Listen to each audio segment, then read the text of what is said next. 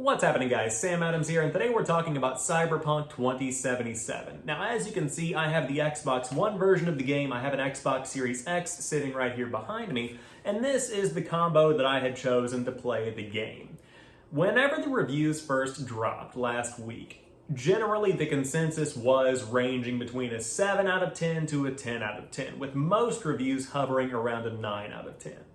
Upon release, it became very clear very quickly that this version of the game, the Xbox One version, alongside the PS4 version, especially on the oldest of the last-gen hardware, did not really hit fans' expectations. And in fact, many began to question how a game like this, in the state that it was released in, could have garnered a 9 out of 10, or even a 7 out of 10, if you really look at what the game itself is offering. And as I began to play, of course, the Xbox Series X is essentially the best place to play if you are forced to play on a console currently. I began to realize that while the game itself is running well, and while the narrative is fantastic, while the character building is amazing, this game is not the game that CD Projekt Red had promised. Now, that is not to say that you might not be enjoying the game. For some people, the PlayStation 4 version, even running on day one 2013 hardware, is fine and acceptable for them. I've seen a lot of people compare the performance to Fallout 4 whenever it launched. There are frame rate dips. There are laggy portions. The textures are low, but it's something they are fine with. But the overwhelming majority of people were quite frankly lied to. And they were lied to in a couple of different ways. First and foremost, there was a level of expectation set that CD Projekt Red can barely even achieve on the newest PC hardware. When you see the marketing ads come out that showcase this beautiful cyberpunk world, that is running on very high-end hardware on pre-rendered footage that has been selected specifically for the purpose of selling you the game. That is not running on base Xbox One hardware, that is not even running on Xbox Series X hardware, and the same can be said for the PlayStation 4 and 5 versions of the game. On top of that, there was a video released from the CD Projekt Red team that hypothetically showcased the game running on a base PlayStation 4. That gameplay, I don't know where they got that from, because that is not what I have seen at all from people in the industry that have been sharing PlayStation 4 gameplay. And of course, the more powerful your console is, the better the game will run. If you're running day one hardware from last gen that launched in 2013, you are getting the bare bones basic experience. PS4 Pro, Xbox One X, you're getting that mid-tier kind of experience. Series X, PlayStation 5, you're getting the best possible experience, but even then, it's a fraction of what could be seen on PC. And so these expectations were set so high that they were instantly unachievable on any kind of console hardware. Now, there is a next-gen update coming out that is probably going to get the game to a point where it's more comparable on consoles as compared to PC. But ultimately, why release the console version of the game in the state that it's in? Because now the positive momentum and the goodwill that has been garnered after roughly 10 years of development from CD Projekt Red is gone. And that, in part, is due to the review scheme that has been used to fool players into playing a console version of this game. If you look at the reviews, console versions weren't provided. You did not see anybody getting a PS4 or an Xbox One copy of the game before the day of its release, and I'm talking about even in the game's media. For these reviews, CD Projekt Red provided gameplay specifically for the purpose of showcasing the game during a review. This is what we call rigging the media. This is what we call rigging a review. And then on top of that, the PC version of the game is running fairly well, especially if you have very high-end hardware. So by supplying the PC version of the game, you are inevitably setting up these reviewers to have the best possible version of the game for that review, even though that might not be comparable to the experience that players are getting on consoles. It's worth noting that if I remember correctly, 41% of 8 million pre-orders were on consoles.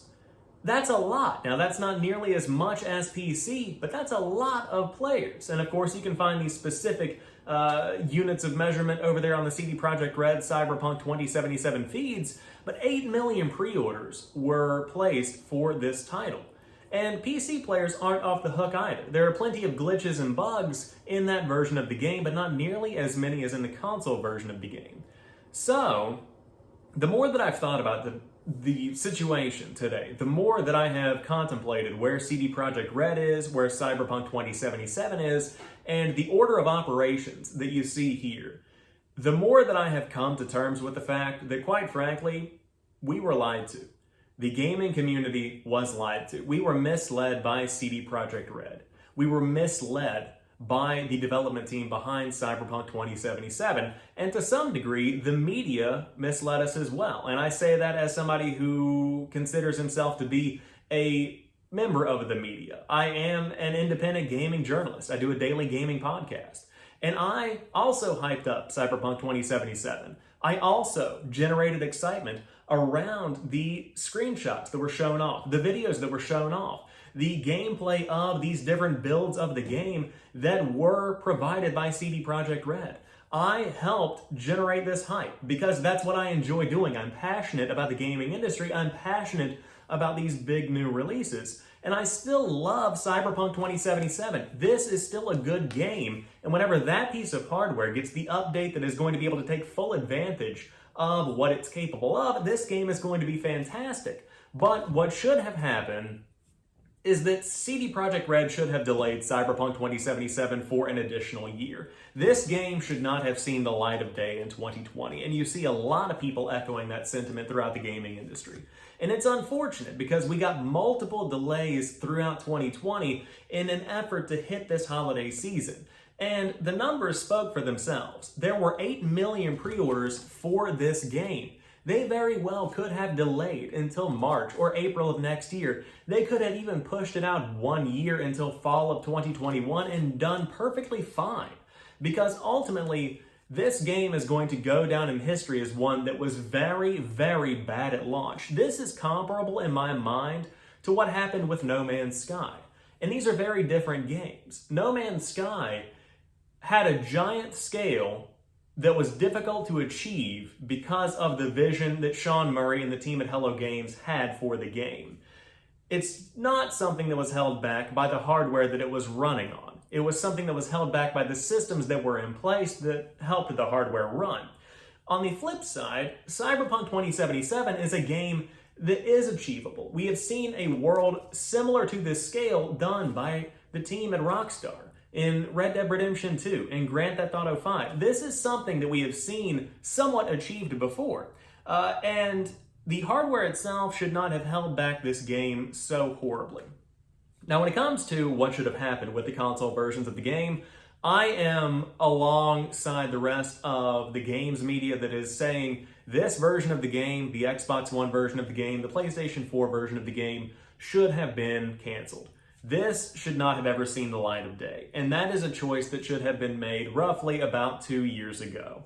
Because when you see the game running so poorly on Xbox One and PlayStation 4, and I want to make it very clear, I have full faith that the team knew exactly how this game ran on older hardware. You have a responsibility to protect your IP. You have a responsibility to bring honor to your studio's name. And this game that was released running on Xbox One and PlayStation 4 base hardware, and even pro versions of last-gen hardware, does not bring honor to the name. CD Projekt Red let people down with this, and it's going to take a lot for them to come back from this. And I don't think it's a short road. Of course, earlier today, in the early hours of the morning, because of my time zone, they released a statement talking about patches number 1 and 2 that are coming in January and February, respectively, that are supposed to fix the major issues surrounding the game. And they even said during that statement that those patches are not going to bring parity with the PC version, and quite frankly, it won't look anywhere close to the PC version. There is no redeeming Cyberpunk 2077 on consoles until the next gen version comes out. But when it comes to the Xbox One and PlayStation 4 version, it's just simply not the game that people wanted, expected, or really deserved after waiting for so long.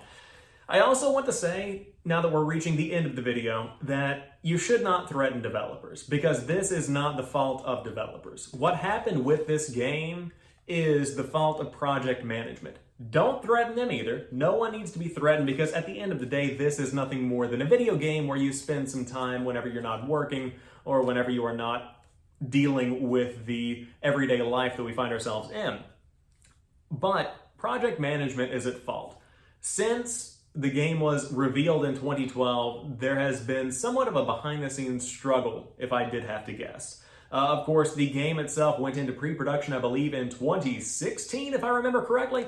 You'll have to find the actual timeline online. But the fact of the matter is, this has been announced for 8 years. That was the first mistake. Don't announce something that you aren't ready to release in a short period of time, because the build-up is what is so detrimental to a game like this. 8 years of waiting sets a level of expectation in the mind of the consumer that is almost like the momentum of a Ferrari. You start off slow, and the faster you go, and the longer you're speeding, the harder it is for you to stop. And you can't stop the hype train around Cyberpunk 2077. And you see that kind of hype around games like The Last of Us Part 2, which while that was a good game that has won Game of the Year, you see many people falling off of that bandwagon and saying that game was not good. There is always going to be some level of kickback whenever the momentum of the hype train gets going, but with Cyberpunk 2077, the final product that was delivered combined with the level of hype that so many people had left this one with so much to be desired. It's just not the game that we thought it would be, and I don't know that it ever can achieve that. But I would love to hear what you have to say about Cyberpunk 2077 in the comment section down below. Again, there is so much to break down here. And the situation around it will continue to evolve in the coming days and weeks and months as the team at Projekt Red begins to work on the game and improve the game. It could turn around and it could end up being a No Man's Sky kind of situation. But I would be surprised if this game was to receive that level of redemption on Xbox One and PlayStation 4. I think that what you are going to see is an incredible version of the game released on next-gen hardware, but for the next year or year and a half, you're going to see CD Projekt Red struggle in the public eye.